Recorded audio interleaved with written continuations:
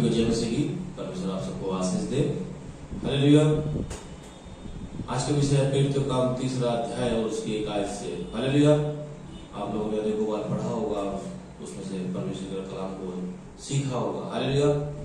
प्रेरितों का काम 3 अध्याय वो अध्याय जब प्रभु यीशु मसीह के चेले पवित्र आत्मा का बपतिस्मा पाने के बाद इन्होंने पहले चंगाई की। हालेलुया। अगर आप बाइबल ढंग से अध्ययन करेंगे, गहराई से अध्ययन करेंगे, तो आप लोग देखेंगे कि जब पेंतेकोस्त के दिन पवित्र आत्मा उतरी और प्रभु यीशु मसीह के सारे चेले पवित्र आत्मा से परिपूर्ण होकर और जब परमेश्वर की सामर्थ पाकर वो गए, तो यहाँ प्रेरितों का में पहले ही चंगाई का वर्णन है। जो पवित्र आत्मा पाने के बाद में उन्होंने प्रथम चंगाई की, उसका वर्णन है।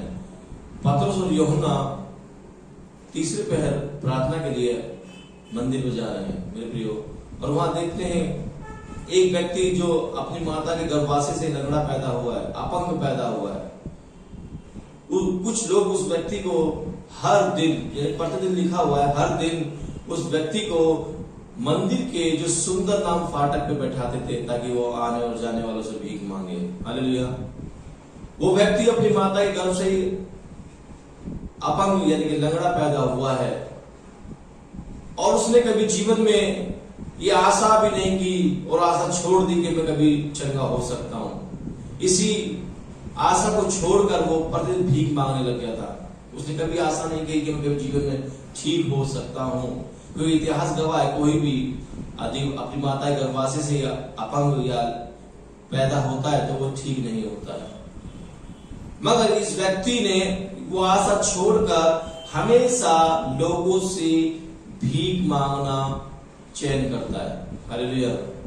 ये भीख मांगता है आने और जाने वालों से।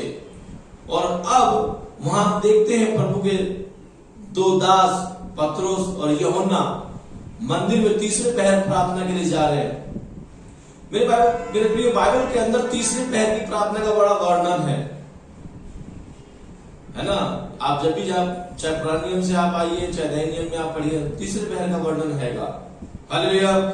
पतरस और यूहन्ना उस लंगड़े व्यक्ति को देख रहे हैं। मेरे प्रियो, आप और मैं अपनी निगाहें बजाय लोगों के फिजूल बातों की तरफ लगाने से अच्छा हम अपनी निगाहें उन व्यक्तियों की तरफ लगाएं जिन्हें परमेश्वर आशीष देना चाहता है। हम अपनी आंख उन व्यक्तियों की तरफ लगाएं, उन ऐसे लोगों की तरफ लगाएं जिन्हें परमेश्वर आशीष देना चाहता है और परमेश्वर आपके द्वारा अपने सामर्थ्य को प्रकट करना चाहता है। पतरस और यूहन्ना ने जब देखा और उस लंगड़े व्यक्ति को कहा, देख। पतरस और यूहन्ना उसे अपनी तरफ इसलिए आकर्षित करना चाह रहे थे ताकि उसका ध्यान पतरस और यूहन्ना की बातों पे केंद्रित हो, उन बातों की तरफ केंद्रित करना चाहते थे। और मेरे प्रियो, उन्होंने क्या कहा? एक बहुत खूबसूरती से उन्होंने शब्द कहे। अब वो पतरस और यूहन्ना पहले वाले पतरस यूहन्ना नहीं है। अब वो पवित्र आत्मा से भरे हुए पतरस और यूहन्ना है। वो अभिषेक से भरे हुए प्रभु के दास लोग हैं जिन्हें वो अभिषेक प्राप्त हुआ। उस अभिषेक के द्वारा अनेक लोगों के जीवन के अंदर उन्होंने काम किया अद्भुत तरीके से और परमेश्वर की सामर्थ को प्रकट किया। उन्होंने कहा, देख, चांदी और सोना हमारे पास नहीं है, परंतु जो हमारे पास है वो आज हम तुझे देंगे। उनके पास में वो श्रेष्ठ नाम था जिस नाम के द्वारा अद्भुत काम होते हैं। मेरे प्रियो, यूहन्ना रचित सुसमाचार 16वां अध्याय उसकी 23 आयत में लिखा है, यदि जो कुछ तुम मेरे नाम से मांगोगे। इसमें उनका, देख, चांदी सोना तो हमारे पास है नहीं, पर जो हमारे पास है वो तुझे देते हैं। क्या देते हैं? यीशु का नाम। हालेलुया। यीशु का नाम, वो सामर्थी नाम, वो अद्भुत नाम, वो उद्धार देने वाला नाम, वो शांति देने वाला नाम, वो चंगाई देने वाला नाम। वो क्या कहा?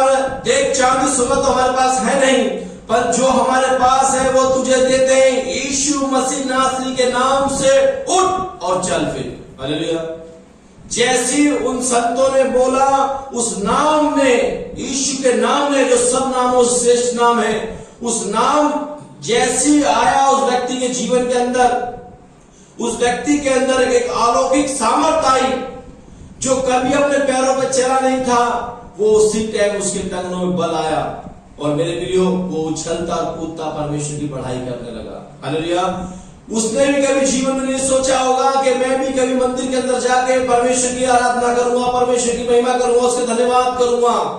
कभी जीवन में नहीं सोचा था, मगर जिस दिन परमेश्वर का नाम आया, वो उसी दिन सामर्थ पाके उन संतों के साथ में अब आराधनालय में जा रहा है। हालेलुया।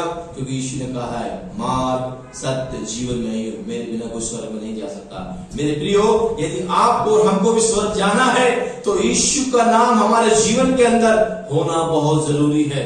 केवल नाम ही नहीं, उसके वचन का, जीवित वचन का पालन करना भी जरूरी है। तभी हम उस स्वर्ग राज्य में हम प्रवेश करेंगे। हालेलुया। मेरे प्रियो, वचन यही सिखाता है, जब हमने जो सच्चाई को प्राप्त किया है, उस सच्चाई को उन लोगों तक पहुंचाएं जो आज आशा खो चुके हैं, जो आशा खो के बैठे हुए हैं, जिनके पास कोई होप नहीं है। उन लोगों के पास आपको मुझको जाना होगा। जैसे पतरस और यूहन्ना गए, उस लंगड़े व्यक्ति के जीवन के अंदर एक सामर्थ आया, उसी प्रकार जब आप और हम जाएंगे नगर नगर, गांव गांव, उस परमेश्वर के नाम को उनके जीवन के अंदर जब दे देंगे, आप किसी को कपड़ा दीजिए, कल फिर वो कपड़ा मांगेगा। आप किसी को भोजन दीजिए, वो कल फिर भूखा हो जाएगा, भोजन मांगेगा। आप किसी को रुपया दीजिए, वो कल फिर आपसे रुपया मांगने लगेगा।